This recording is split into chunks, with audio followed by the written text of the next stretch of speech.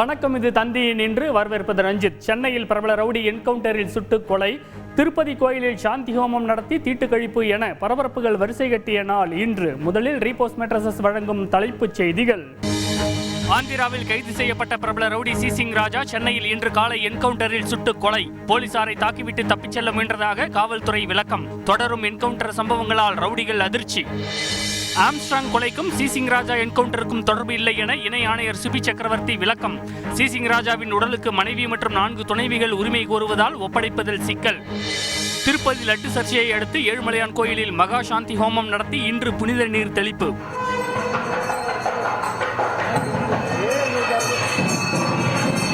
கலப்படனை விவகாரத்தில் Dindigul AR diary நிறுவனத்திற்கு மத்திய உணவு பாதுகாப்புத்துறை நோட்டீஸ். சந்திரபாபு நாயுடு சுயநல அரசியலுக்காக கடவுளை பயன்படுத்துவதாக முன்னாள் அமைச்சர் ரோஜா விமர்சனம்.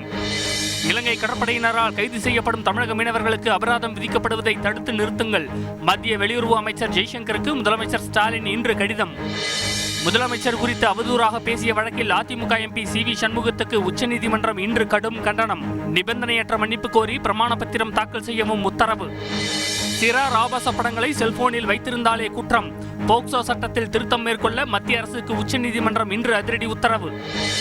இலங்கையின் 9வது அதிபராக இன்று பதவியேற்றுக் கொண்டார் அனுரா குமார திசாநாயக்கே. අනුරකුමාර දිසානායක වන මම ශ්‍රී ලංකා ප්‍රජාතාන්ත්‍රික සමාජවාදී ජනරජයේ பொருளாதார நெருக்கடியிலிருந்து மீள தமிழர்களும் சிங்களர்களும் இணைந்து செயல்படுவோம் என அழைப்பு. லெபனான் மீது இஸ்ரேல் நடத்திய வான்வழி தாக்குதலில் 180க்கும் மேற்பட்டோர் இன்று உயிரிழப்பு. நாட்டின் தென்பகுதியில் இருந்து உடனடியாக வெளியேற லெபனான் மக்களுக்கு இஸ்ரேல் எச்சரிக்கை.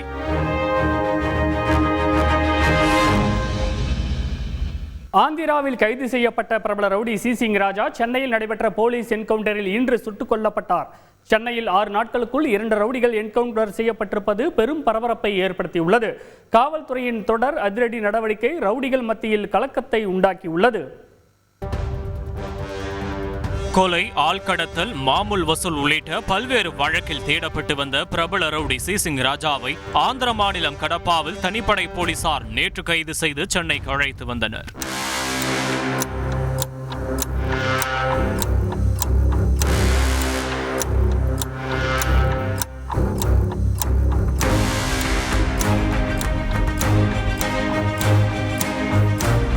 நீலாங்கரை அக்கரை அருகே பக்கிங்ஹாம் கால்வாயில் ஆயுதங்களை பதுக்கி வைத்திருப்பதாக சி சிங் ராஜா கூறியதன் அடிப்படையில் அவற்றை பறிமுதல் செய்ய இன்று அதிகாலை போலீசார் அழைத்து சென்றனர். அப்போது அங்கு மறைத்து வைத்திருந்த கள்ள துப்பாக்கியை எடுத்து சி சிங் ராஜா போலீசாரை நோக்கி சுட்டதாகவும், தற்காப்புக்காக காவல் ஆய்வாளர் விமல் நடத்திய துப்பாக்கிச் சூட்டில் ரவுடி சி சிங் ராஜா உயிரிழந்ததாகவும் காவல்துறை தரப்பில் தெரிவிக்கப்பட்டுள்ளது. இதையடுத்து ரவுடி சி சிங் ராஜாவின் உடல் பிரேத பரிசோதனைக்காக ராயப்பேட்டை அரசு மருத்துவமனைக்கு கொண்டு செல்லப்பட்டது. அங்கு வந்த அவரது உறவினர்கள் செய்யாத குற்றத்திற்காக போலீசார் சுட்டுக் கொன்றுவிட்டதாக கதறி எழுதினர்.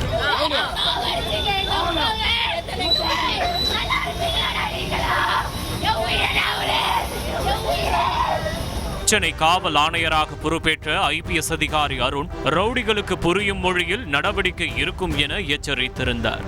இதன் பிறகு ஆம்ஸ்ட்ராங் கொலை வழக்கில் கைது செய்யப்பட்ட திருவேங்கடத்தை போலீசார் சுட்டுக் கொன்றதை தொடர்ந்து சில தினங்களுக்கு முன்னர் பிரபல ரவுடி காக்காத்தோப்பு பாலாஜி என்கவுண்டர் செய்யப்பட்டார். தற்போது சி சிங் ராஜா சுட்டுக் கொல்லப்பட்டுள்ள நிலையில் காவல் ஆணையராக அருண் பொறுப்பேற்ற மிக குறுகிய காலத்தில் நடத்தப்பட்டிருக்கும் 3வது என்கவுண்டர் இது என்பது குறிப்பிடத்தக்கது. என்கவுண்டர் செய்யப்பட்ட ரவுடி சி சிங் ராஜாவுக்கும் ஆம்ஸ்ட்ராங் கொலை வழக்குக்கும் எந்த சம்பந்தமும் இல்லை என சென்னை தெற்கு மண்டல இணை ஆணையர் சுபி சக்கரவர்த்தி இன்று விளக்கமளித்துள்ளார். இதனிடையே என்கவுண்டர் தொடர்பாக மாஜிஸ்திரேட் விசாரணை தொடங்கியுள்ளது. அண்மை தகவல்களுடன் இணைகிறார் செய்தியாளர் சாலமன். சென்னை கிழக்கு தாம்பரத்தில் வசித்து வந்த ராஜா கராத்தே மாஸ்டராக செயல்பட்டு நண்பர்களுக்காக அடிதடி போன்ற பிரச்சனைகளில் ஈடுபட்டுள்ளார். பின்பு வாகன கடன் வழங்கும் தனியார் நிறுவனத்தில் சேர்ந்து கடனை திருப்பி செலுத்தாதவர்களின் வாகனங்களை அடாவடியாக பறிமுதல் செய்து சி சிங் ராஜா என்ற அடைமொழியுடன் அழைக்கப்பட்டுள்ளார். அப்படியே வளர்ந்து மாமூல் வசூல், ரியல் எஸ்டேட், கட்ட பஞ்சாயத்து என ரவுடியாக மாறிய சி சிங் ராஜா மீது 6 கொலை வழக்குகள் உட்பட மொத்தம் 39 வழக்குகள் உள்ளதாகவும் 8 முறை குண்டர் தடுப்பு காவல் சட்டத்தின் கீழ் நடவடிக்கை எடுக்கப்பட்டிருப்பதாகவும் போலீசார் தெரிவித்துள்ளனர். இந்நிலையில் என்கவுண்டர் குறித்து இன்று விளக்கமளித்த சென்னை தெற்கு மண்டல இணை ஆணையர் சிபி சக்கரவர்த்தி, ஆம்ஸ்டாங் கொலை வழக்குக்கும் சி சிங்ராஜாவுக்கும் சம்பந்தம் இல்லை என தெரிவித்துள்ளார். இவர் ஒரு A+ category notorious rowdy element. Velachery லிமிட்டில் ஒரு கேஸில் இன்வால்வ் ஆகிறாரு. அதில் துப்பாக்கி காட்டி மிரட்டிட்டு போனதான் அந்த கேஸு. அதில் வந்து 8வது மாதத்துலேருந்து நம்ம தேடிட்டு இருக்கோம். இவரை எப்படி இவருக்கு துப்பாக்கி கிடைச்சது, எங்கே வச்சிருக்காருன்னு விசாரிச்சுட்டு அந்த துப்பாக்கியை ரெக்கவரி கேட்குறப்போ நான் கூட்டிகிட்டு போய் காட்டுறேன்னு கூட்டிகிட்டு போகிறாரு. ஃபஸ்ட்டு ஒரு 2 இடம் காட்டுறாரு, அந்த இடத்துல இல்லை, சும்மா டாச் பண்ணுறாரு. எடுத்து கொடுக்குற மாதிரி ஒரு பாலாக காட்டிட்டு 2 ரவுண்ட் ஷூட் பண்ணுறாரு. இன்ஸ்பெக்டரை பார்த்து போன 2 இன்ஸ்பெக்டரில் இளங்கனி இன்ஸ்பெக்டரை பார்த்து ஃபயர் பண்ணுறாரு. அது ஒரு லக்கியாக வந்து அந்த புல்லட் 2மே இன்ஸ்பெக்டர் மேலே படலை, 2மே வந்து அவரோட வண்டியில் பட்டுருச்சு. வேளச்சேரி இன்ஸ்பெக்டர் நின்றிருந்த ஒரு தற்பாதுகாப்புக்காக வேற வழி இல்லாமல் 2 ரவுண்ட் ஃபயர் பண்ணுறாரு. இதனிடையே தனது கணவரை போலீசார் என்கவுண்டர் செய்ய திட்டமிட்டிருப்பதாக சி சிங்ராஜாவின் மனைவி நேற்றே வெளியிட்ட வீடியோ வெளியாகி பரபரப்பை ஏற்படுத்தியுள்ளது. குழந்தை பிறந்து 1.5 மாதம் ஆகுது. நாங்கள் 3 பேருமே எந்த பிரச்சனையும் வேணான்னு நாங்கள் தனியாக வாழ்ந்துட்டு இருக்கோம். இப்போ போலீஸ் வந்து என் வீட்டுக்காரர் அரெஸ்ட் பண்ணி போலி என்கவுண்டர் பண்ணுறதுன்னு சொல்லி பேச்சு வருது. எனக்கு பார்த்தா பயமாக இருக்குது. நான் என் குழந்தைய வச்சு ரொம்ப கஷ்டப்பட்டுட்டு இருக்கேன். இதற்கு விளக்கமளித்துள்ள இணை ஆணையர் சிபி சக்கரவர்த்தி, குற்றவாளிகள் கைது செய்யப்படும் போது என்கவுண்டர் செய்ய போவதாக உறவினர்களை பேச வைப்பது வாடிக்கையாகிவிட்டதாக கூறியுள்ளார். இது ஒரு ட்ரெண்ட் ஆயிட்ட மாதிரி எனக்கு தெரியுது. யாரை போய் பிடிச்சாலும் என்ன என்கவுண்டர் பண்ண போறாங்கன்னு ஒரு வீடியோ உங்க ஃபேமிலியை விட்டு அது மாதிரி போட வைக்கிறாங்க. பட் இது வந்து இப்போ பியூர் அண்ட் பியூர் இது வந்து செல்ஃப் டிஃபென்ஸ்க்காக அந்த மொமெண்ட்ல என்ன பண்றதுன்னு தெரியாம வேற வழி இல்லாம அவர் ஃபர்ஸ்ட் அவர் 2 ரவுண்ட் ஃபயர் பண்ணிடுறாரு. அதுக்கப்புறம் தான் நம்ம இது பண்ற மாதிரி.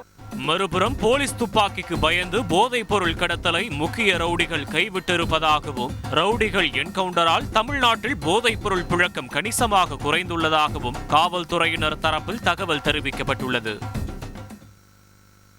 சாலமன், என்கவுண்டர் செய்யப்பட்ட சி சிங்ராஜாவின் உடல் குடும்பத்தினரிடம் ஒப்படைக்கப்பட்டு விட்டதா? மாஜிஸ்ட்ரேட் விசாரணை பற்றிய கூடுதல் விவரங்கள் சொல்லுங்க. என்கவுண்டர் செய்யப்பட்டுள்ள ரவுடி சி சிங்ராஜாவின் உடலானது பிரேத பரிசோதனைக்காக சென்னை ராயப்பேட்டை அரசு மருத்துவமனையில் வைக்கப்பட்டுள்ளது. குறிப்பாக என்கவுண்டர் சம்பவம் என்பதால் சோழிங்கநல்லூர் மேஜிஸ்ட்ரேட் கார்த்திக் சம்பவ இடத்தில் வந்து ஆய்வு மேற்கொண்டார். மேலும் இது மட்டுமின்றி ராயப்பேட்டை அரசு மருத்துவமனையில் வைக்கப்பட்டுள்ள சி சிங்ராஜாவின் உடலை நேரடியாக பார்வையிட்டு உடற்கூறாய்வும் நடைபெற்றது. மேலும் இது மட்டுமின்றி இன்று இரவே சி சிங்ராஜாவின் உடலானது பிரேத பரிசோதனை செய்யப்பட்டு அவரது உறவினர்களிடம் ஒப்படைக்க இருப்பதாக போலீசார் தரப்பில் தகவல் தெரிவிக்கப்பட்டுள்ளது. ரஞ்சித், கூடுதல் விவரங்களுக்கு நன்றி சாலமன். கடலூர் அரசு மருத்துவக் கல்லூரி மருத்துவமனையில் குழந்தைக்கு அளிக்கப்பட்ட சிகிச்சை குறித்து கேள்வி கேட்டதற்காக மருத்துவர்கள் தங்களை அவதூறாக பேசியதாக பெற்றோர் குற்றம் சாட்டியுள்ளனர். மேலும் குழந்தைக்கு சிகிச்சை அளிக்க மறுப்பதால் அரசு நடவடிக்கை எடுக்க வேண்டும் என பெற்றோர் கோரிக்கை விடுத்துள்ளனர். தகவல்களை விவரிக்கிறார் செய்தியாளர் கண்ணதாசன். கடலூர் மாவட்டம் லால்பேட்டையைச் சேர்ந்த முகமது இர்ஃபான், ஜக்கியா பேகம் தம்பதியின் 9 மாத பெண் குழந்தைக்கு பிறக்கும் போதே ஆசனவாய் மூடியிருந்துள்ளது.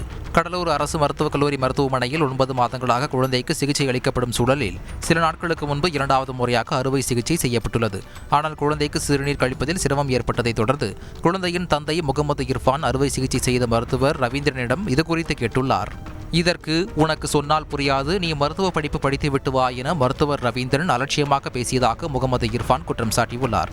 உடனிருந்த மற்றொரு மருத்துவரான பிரபு என்பவரும் உனக்கு ஒருமுறை, உனது பொண்டாட்டிக்கு ஒருமுறை தனித்தனியாக விளக்கமளிக்க முடியாது என அவதூறாக பேசியதாக குழந்தையின் பெற்றோர் குறிப்பிட்டுள்ளனர். இதுகுறித்து மருத்துவமனை நிர்வாகத்திடம் குழந்தையின் பெற்றோர் புகார் அளித்ததால் மேலும் கோபம் அடைந்த மருத்துவர் ரவீந்திரன், ஜனாதிபதியே சொன்னாலும் உரிமை பற்றி கேள்வி கேட்கும் உங்களது குழந்தைக்கு இனி என்னால் சிகிச்சை அளிக்க முடியாது என மறுத்துள்ளார். என்னுடைய வேலை ட்ரீட் பண்ணுறது மட்டும்தான். உங்களுக்கு எக்ஸ்பிளேஷன் சொல்கிறப்ப என் வேலை கிடையாது. யார் சொல்லுவாங்க எனக்கு எக்ஸ்பிளேஷன் எதுக்கு எக்ஸ்பிளேஷனோட நான் வைக்க தானே வேணும். சரி, என்ன ஆயிருக்குன்னு தானே நாங்கள் கேட்டோம். நம்ம ஆஸ் அ பேரண்ட்டாக நான் உங்கள்கிட்ட கேட்டது ஜஸ்ட் 3 கொஸ்டின் தான். இந்த மாதிரி உரிமை பேசுகிறவங்களுக்குலாம் எங்களால் வைக்க மாட்டோம்.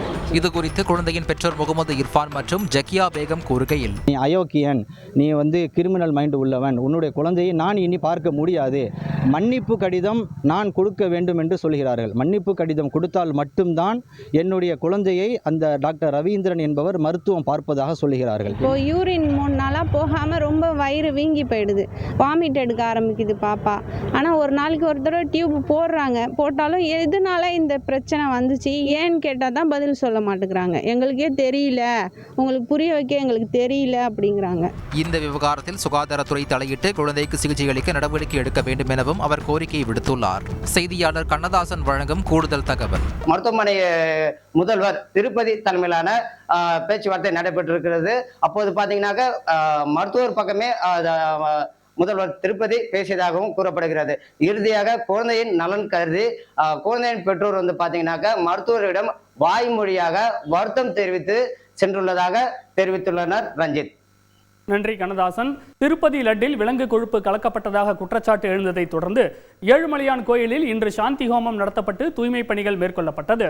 இதனிடையே சந்திரபாபு நாயுடு சுயநல அரசியலுக்காக கடவுளை பயன்படுத்துகிறார் என முன்னாள் அமைச்சர் ரோஜா குற்றம் சாட்டியுள்ளார். இன்றைய நாளின் முக்கிய அரசியல் நிகழ்வுகளை விவரிக்கிறது பின்வரும் தொகுப்பு. அமெரிக்காவில் பல்வேறு தொழில்நுட்ப நிறுவனங்களின் தலைமைச் செயல் அதிகாரிகளுடன் கலந்துரையாடிய பிரதமர் மோடி டீப் ஃபேக் தொழில்நுட்பத்தை தடுக்க முயற்சிக்குமாறு கேட்டுக்கொண்டார். டெல்லி முதலமைச்சராக இன்று பொறுப்பேற்றுக் கொண்ட அதிஷி முன்னாள் முதல்வர் அரவிந்த் கெஜ்ரிவாலின் நாற்காலியை காலியாக விட்டுவிட்டு அதன் அருகில் மற்றொரு நாற்காலியில் அமர்ந்து பணிகளை தொடங்கினார்.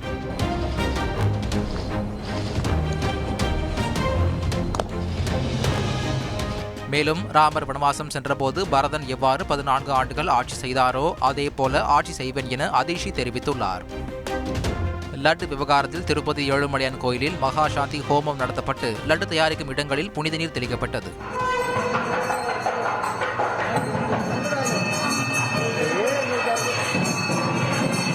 இதனிடையே சந்திரபாபு நாயுடு சுயநல அரசியலுக்காக கடவுளை பயன்படுத்துகிறார் என முன்னாள் அமைச்சர் ரோஜா விமர்சித்துள்ளார்.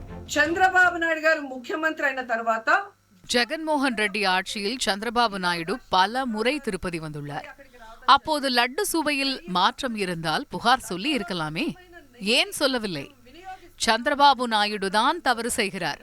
அவரை வெங்கடேச பெருமான் மன்னிக்க மாட்டார். சிறார் ஆபாச படத்தை பார்த்த நபரை விடுவித்த சென்னை உயர்நீதிமன்ற உத்தரவை இன்று ரத்து செய்துள்ள உச்சநீதிமன்றம் குழந்தைகள் சார்ந்த ஆபாச படங்களை செல்போனில் வைத்திருந்தாலே குற்றம்தான் என அதிரடியாக தீர்ப்பளித்துள்ளது. இலங்கை கடற்படையினரால் கைது செய்யப்படும் மீனவர்கள் மீது அதிக அளவில் அபராதம் விதிப்பதை தடுக்க கோரி வெளியுறவுத்துறை அமைச்சர் ஜெய்சங்கருக்கு முதலமைச்சர் ஸ்டாலின் இன்று கடிதம் எழுதியுள்ளார். சென்னையில் வெள்ள பாதிப்பை குறைக்கும் வகையில் கிண்டி ரேஸ் கிளப் நிலத்தில் புதிய நீர்நிலை உருவாக்குவது குறித்து பரிசீலிக்க தமிழக அரசுக்கு தென்மண்டல தேசிய பசுமை தீர்ப்பாயம் இன்று அறிவுறுத்தியுள்ளது. முதலமைச்சர் ஸ்டாலின் குறித்து அவதூறாக பேசிய வழக்கில் அதிமுக எம்பி சி.வி. சண்முகம் மன்னிப்பு கோர உச்சநீதிமன்றம் இன்று உத்தரவிட்டுள்ளது. செய்தியாளர் வெங்கடேசன் வழங்கும் கூடுதல் தகவல். முன்னாள் அமைச்சர் சி.வி. சண்முகத்துக்கு எதிராக நடைபெறும் அவதூறு வழக்கு விசாரணைக்கு விதித்த இடைக்கால தடையை உச்சநீதிமன்றம் அக்டோபர் 15ஆம் தேதி வரை நீட்டித்து விசாரணையை அன்றைய தேதிக்கு தள்ளி வைத்துள்ளது. இதனிடையே இந்த விவகாரத்தில் அவர் மன்னிப்பு கோருவாரா அல்லது அவதூறு வழக்கை சந்திப்பாரா என்பதை நாம் அடுத்த விசாரணையில் தெரிந்து கொள்ளலாம். ரஞ்சித். இலங்கையின் 9வது அதிபராக இன்று பதவியேற்றுக் கொண்ட அனுரா குமார திசநாயக்கே பொருளாதார நெருக்கடியிலிருந்து மீள தமிழர்களும் சிங்களர்களும் இணைந்து செயல்பட வேண்டும் என கேட்டுக் கொண்டுள்ளார். இதனிடையே திசநாயக்கே இந்தியா வருமாறு மத்திய அரசு அழைப்பு விடுத்துள்ளது. அண்மை தகவல்களுடன் இணைகிறார் செய்தியாளர் கிஷாந்தன். இலங்கையில் கடந்த சனிக்கிழமை நடைபெற்ற அதிபர் தேர்தலில் தேசிய மக்கள் சக்தி சார்பில் போட்டியிட்ட அனுரகுமார திசநாயக்கே வெற்றி பெற்றார்.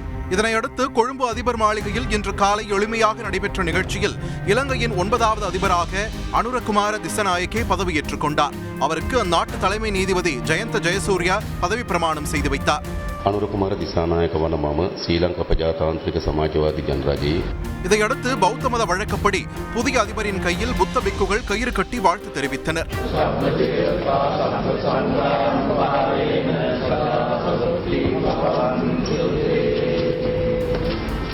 தொடர்ந்து இலங்கை மக்களுக்கு உரையாற்றிய அனுரகுமார திசநாயக்கே அனைத்து நாடுகளுடனும் ஒன்றிணைந்து பொது கொள்கையுடன் செயல்படுவேன் என்று உறுதியளித்தார்.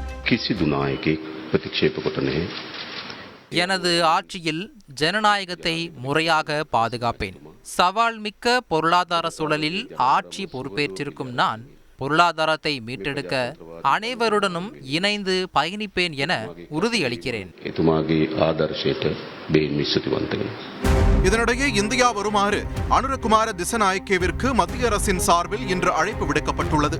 முன்னதாக தேர்தல் வெற்றியை தொடர்ந்து முதல் ராஜதந்திர சந்திப்பாக கொழும்பில் உள்ள இந்திய தூதர் சந்தோஷ் ஜா அனுரகுமார திசநாயக்கேவை நேரில் சந்தித்து வாழ்த்து தெரிவித்திருந்தார்.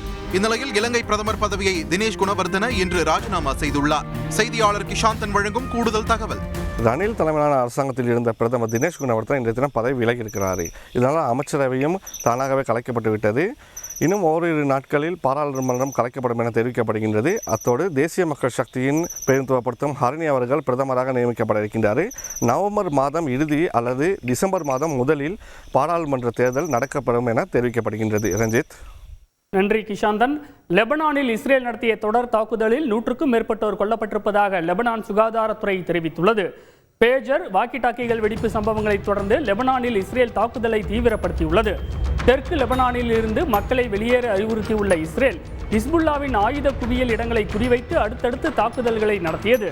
இதுவரை 300க்கும் மேற்பட்ட ஹிஸ்புல்லா இலக்குகளை தாக்கியிருப்பதாக இஸ்ரேல் ராணுவம் கூறியுள்ள சூழலில் தங்கள் நாட்டைச் சேர்ந்த 100க்கும் மேற்பட்டோர் உயிரிழந்திருப்பதாக லெபனான் சுகாதாரத்துறை தெரிவித்துள்ளது. 2 நாட்களுக்கு லெபனானில் பள்ளிகள் மூடப்படுவதாகவும் அறிவிக்கப்பட்டுள்ளது. நாசா மற்றும் ரஷ்ய விண்வெளி வீரர்கள் 3 பேருடன் சோயூஸ் MS-25 விண்கலம் இன்று பத்திரமாக பூமிக்கு திரும்பியது. சோயூஸ் MS-25 விண்கலம் பாராசூட் உதவியுடன் கசகஸ்தானில் இன்று வெற்றிகரமாக தரையிறங்கியது. இதில் ரஷ்யாவின் கொனோனென்கோ, நிக்கோலை சப் இருவரும் சர்வதேச விண்வெளி நிலையத்தில் 374 நாட்கள் தங்கி விண்வெளி நிலையத்தில் அதிக நாட்கள் இருந்தவர்கள் என்கிற சாதனையை படைத்துள்ளனர். இவர்கள் கடந்த ஆண்டு செப்டம்பர் மாதமும் ட்ரேசி டைசன் கடந்த மார்ச் மாதமும் விண்வெளிக்கு சென்றவர்கள் என்பது குறிப்பிடத்தக்கது.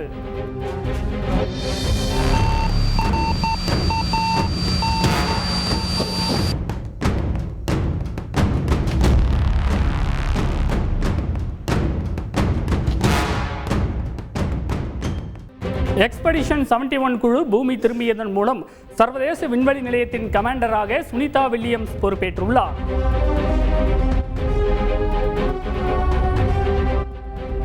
இன்றைய நாளின் முக்கிய நிகழ்வுகளை இதுவரை பார்த்தோம். பார்த்த உங்களுக்கு நன்றி. இது தந்தி எண். நான் ரஞ்சித்.